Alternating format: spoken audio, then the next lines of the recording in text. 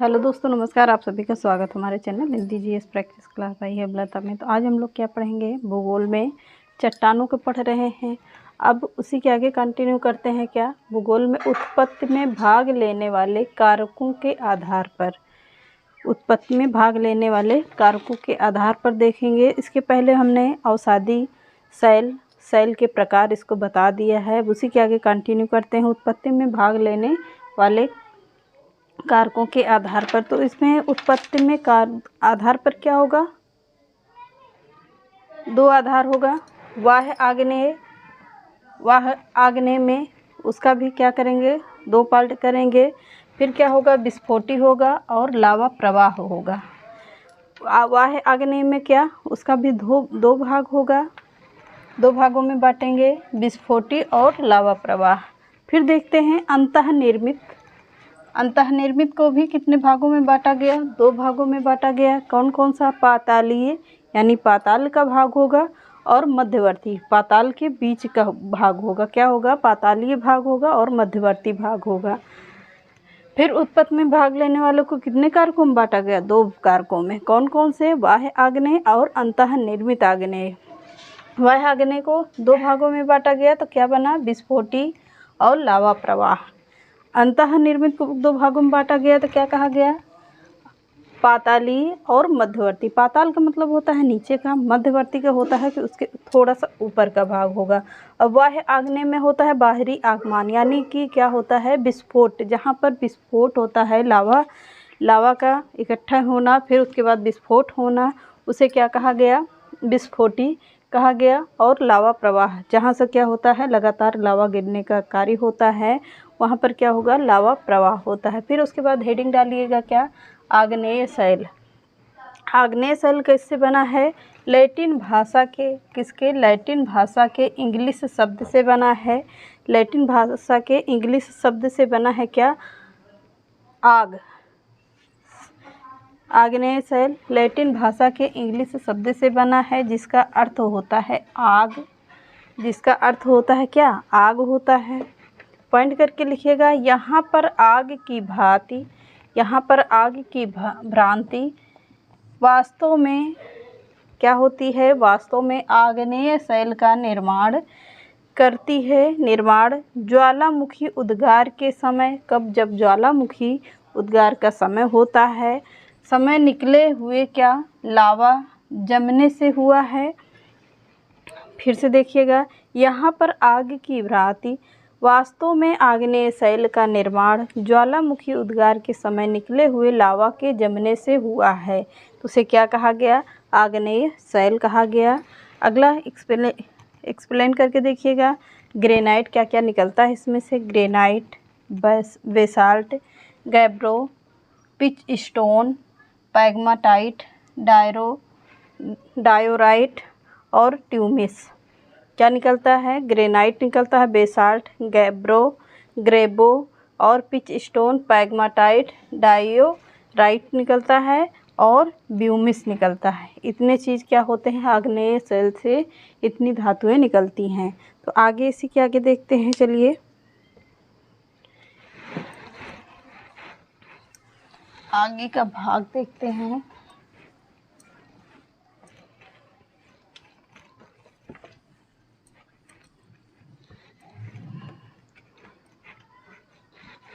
इसको आप लोग देखिएगा ज़रूर ध्यान से। अब इसमें देखते हैं, कुछ ग्राफ बनाते हैं,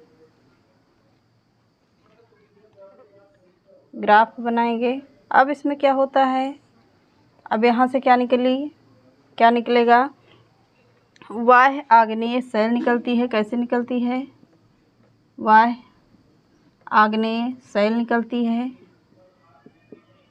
वाह्य आग्नेय शैल निकलेगी।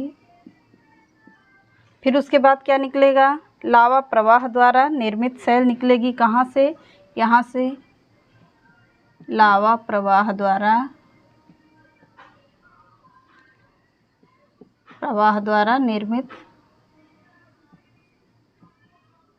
शैल निकलती है। फिर क्या होगा,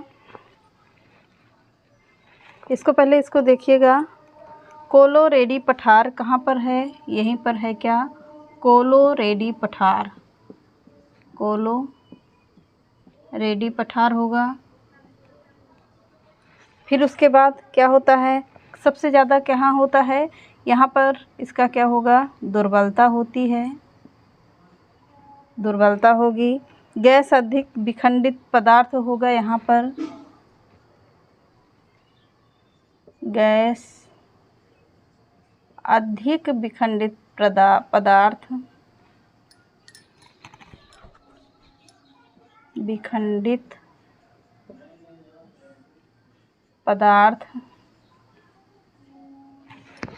होगा। फिर उसके बाद क्या होगा? फिर यहाँ पर देखते हैं, इधर कैसे निकलेगा, ऐसे देखते हैं। फिर यहाँ पर क्या होगा? ऐसे लाइन बनाइए। यहाँ पर क्या है? आग है। एक मिनट,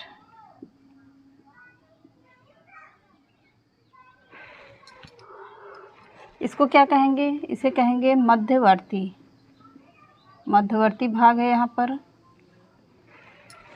मध्यवर्ती। फिर यहाँ पर क्या है? दक्कन का पठार, सबसे ऊपर भाग में क्या होगा?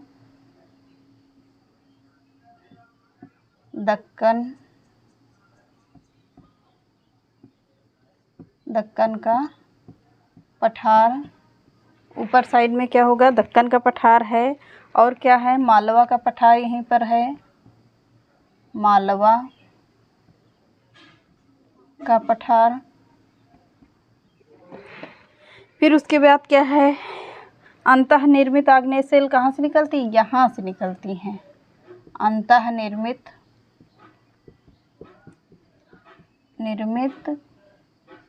सेल, अंतःनिर्मित सेल यहाँ से निकलती। इसे ही यही पठार से क्या होता है? लगातार यहाँ से क्या निकलेंगी? लगातार यहाँ से ऊपर आग निकलती हैं, आग की तरीके फैलती हैं। तो उसे क्या कहते हैं? अंतःनिर्मित, अंदर से निकले हुए भागों को क्या कहेंगे? अंतःनिर्मित सेल कहेंगे। क्या कहेंगे? अंतःनिर्मित सेल कहेंगे। पर यहाँ पर क्या होता है? गैस कम होती है, गैस कम होगी। फिर उसके बाद क्या होगा? विखंडित पदार्थ अधिक होते हैं, मतलब बिखरेगा तो खुल फैलेगा, तो क्या होगा? विखंडित पदार्थ अधिक होते हैं, विखंडित पदार्थ अधिक होंगे।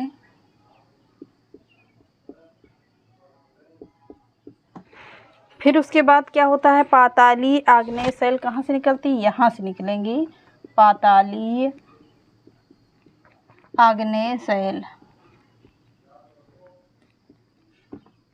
आग्नेय सेल, पातालीय आग्नेय सेल होती हैं।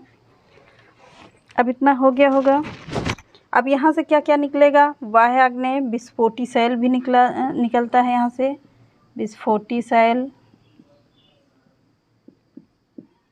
होगा। फिर उसके बाद क्या होगा? डपबैसिया होगा। यहीं पर क्या है? डपबैसिया है। फिर क्या होगा? बम्बलोसिया है, बम्बलोसिया, बम्बलोसिया है। अब इतना आगे होगा समझ में, तो चलिए देखते हैं। अब क्या होगा? ये क्या है? ये पठार है, इसको क्या कहेंगे? इसको पठार कहेंगे। तो यहाँ पर कितने आग निकलती है? ऊपर को जब नीचे से कोई चीज़ डाला जाता है तो ऊपर को ही तो निकलता है, जैसे कि वहाँ से धरती से सारे वो निकलते हैं, क्या आग निकलेगी तो ऊपर को ही फेंकता है। तो क्या हो रहा है? यहाँ से ऊपर को ही लगातार फेंकता है। फिर इसे क्या कहते हैं? लावा प्रवाह द्वारा निर्मित सेल, लावा प्रवाह द्वारा निर्मित सेल होगी। फिर नीचे गिरती है लगातार, नीचे गिरने से क्या कहेगा? यानी बाहर गिरेगी तो उसे क्या कहेंगे? बाह्य आग्नेय सेल कहते हैं। यानी कि फिर उसे ही क्या कहते हैं? जब बाहर विस्फोट होने के बाद निकलती है तो विस्फोटी सेल भी कहते हैं, टपबैसिया भी कहते हैं, बम्बलोसिया भी कहते हैं। कोलोरेडी पठार कहाँ पर है? यहीं पर है क्या? कोलोरेडी पठार भी यहीं पर है। और सबसे ज़्यादा क्या होता है? गैस अधिक विखंडित पदार्थ है ये। क्या गैस अधिक होती है जो विखंडित पदार्थ के रूप में होती है। और फिर यहाँ पर देखिए एक पठार और होगा, बीच के भाग को क्या कहेंगे, मध्यवर्ती भाग कहेंगे। अब फिर उसके बाद ऊपर गया तो फिर क्या होगा, क्या यहाँ पर क्या है, दक्कन का पठार और मालवा का पठार सबसे ज़्यादा यहीं पर है। दक्कन का पठार इसके पहाड़ के ऊपर ही दक्कन का पठार कहा जाएगा, मालवा का पठार यहीं पर है। फिर अंतःनिर्मित यानी कि अंदर से निकली हुई क्या कहेंगी, सेल, अंतःनिर्मित सेल कहेंगी। यहाँ पर क्या है, गैस कम, विखंडित पदार्थ अधिक होंगे। गैस कम होती है पर विखंडित पदार्थ क्या होते हैं, अधिक होते हैं। फिर नीचे के भाग में क्या कहेंगे, पातालीय आग्नेय सेल कहेंगे। अब इतना आ गया होगा, स्क्रीनशॉट ले लीजिए, आगे बढ़ते हैं। हो गया होगा, चलिए आगे देखते हैं फटाफट, गर्मी बहुत है।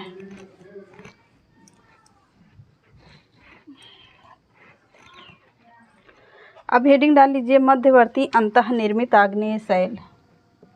लगे हाथ, इसको भी देख लेते हैं। मध्यवर्ती अंतःनिर्मित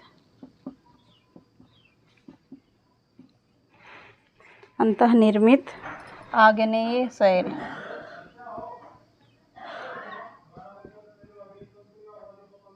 अंतःनिर्मित आग्नेय सेल होती हैं। फिर क्या होता है, अंतःनिर्मित आग्नेय सेल कैसे होंगी, कैसे बनती हैं, पहले उसको देखते हैं। सीधे सीधे ऐसे बनेंगी,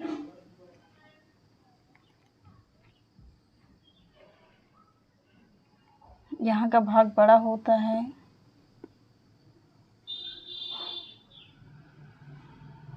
ऐसे होंगी,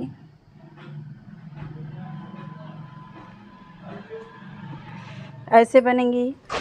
तो ज़्यादा लंबा हो गया, एक मिनट, ऐसे हो गई। फिर क्या होगा,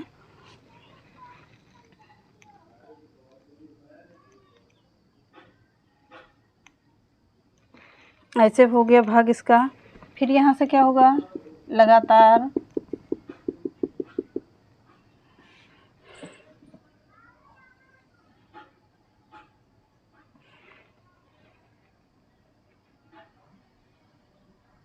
फिर ऐसे इसको भाग में हो गया। तो यहाँ पर क्या है, सभी जगह क्या होंगे, पानी होंगे, सभी जगह पानी होते हैं। फिर इसका भाग क्या कहेगा, सबसे ज़्यादा तीव्र होता है, तीव्र में आएगा। फिर क्या होगा, आग्नेय व अवसादी सेल दोनों प्रकार की सेल की संरचना में बनता है। क्या, यहाँ पर लिखिएगा पॉइंट करके, आग्नेय सेल, आग्नेय सेल व अवसादी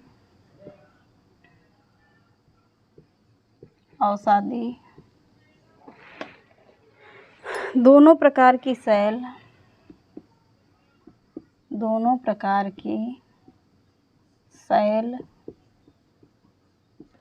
दोनों प्रकार की सेल संरचना में बनता है। कहाँ, कैसे बनता है, संरचना में बनता है, बनता है, संरचना में बनता है। कैसा बनता है, विषम पॉइंट में बनेगा। क्या होगा, विषम, विषम बनता है। तो चलिए इतना हो गया होगा, देखते हैं कैसे। ये क्या है, ये तीव्र गति से जो आग निकलती है उसको कहेंगे। फिर यहाँ पर क्या होता है, आग्नेय व अवसादी सेल दोनों प्रकार की सेल की संरचना बनता है, पर कैसे बनता है, विषम पॉइंट में बनता है। तो यहाँ पर क्या होता है, सबसे तीव्र लावा निकलता है। फिर आगे देखते हैं, एक मिनट, अभी थोड़ा सा और बचा है। फिर हेडिंग डाल लीजिए, क्या, अब बैथोलिथ, जो मैंने इसके पहले पढ़ाया था, क्या, बैथोलिथ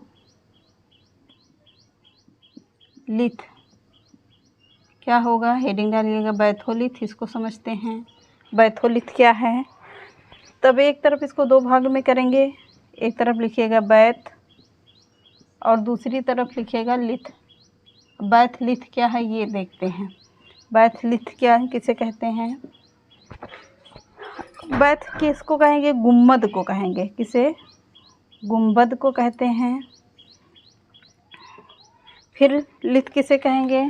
शैल को कहते हैं, शैल,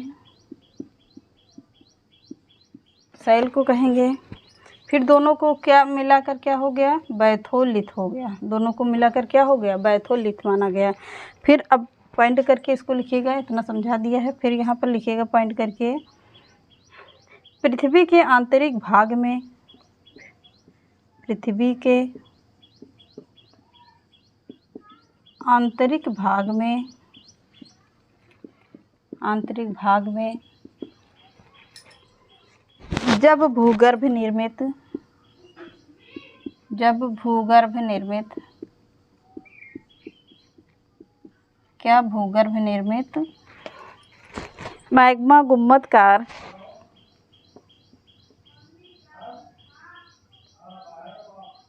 मैग्मा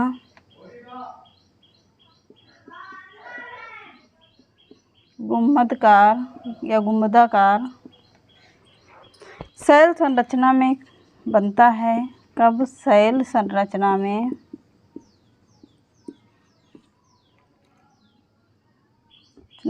जम जाता है, जम जाता है। कब जमता है? तब बैथोलिथ का विकास होता है, तब बैथोलिथ का विकास होता है, बैथोलिथ का विकास होता है। किसका विकास होता है? बैथोलिथ का विकास होता है। अब समझ में आ गया होगा कि बैथोलिथ किसे कहते हैं। तो मध्यवर्ती अंतःनिर्मित आग्नेय शैल, आग्नेय शैल व अवसादी शैल दोनों प्रकार की शैल संरचना में बनता है, तो पर उसे क्या कहेंगे? विषम पॉइंट में बनता है। अब इसको क्या कहेंगे? तीव्र गति में क्या निकल रहा है? लावा निकल रहा है। पर अब बैथोलिथ क्या है? पहले बैथोलिथ हेडिंग डाल लीजिएगा, बैथोलिथ एक तरफ लिख लीजिएगा। क्या बैथोलिथ के दो भाग किए गए, तो एक तरफ बैथो हो गया, एक तरफ लिथ हो गया। लिथ किसे कहेंगे? शैल को कहेंगे। बैथो किसे कहें? बैथो किसे कहेंगे? तो गुम्मद को कहेंगे। पॉइंट करके लिखिएगा, पृथ्वी के आंतरिक भाग में जब भूगर्भ निर्मित मैग्मा गुंबदाकार शैल की संरचना में जम जाता है, तब उसे क्या कहते हैं? बैथोलिथ का विकास होता है। तो चलिए आज इतना समझ में आ गया होगा। मिलते हैं नेक्स्ट क्लास में। चैनल पसंद आए तो लाइक करिएगा, सब्सक्राइब ज़्यादा से ज़्यादा शेयर करिएगा। नमस्कार।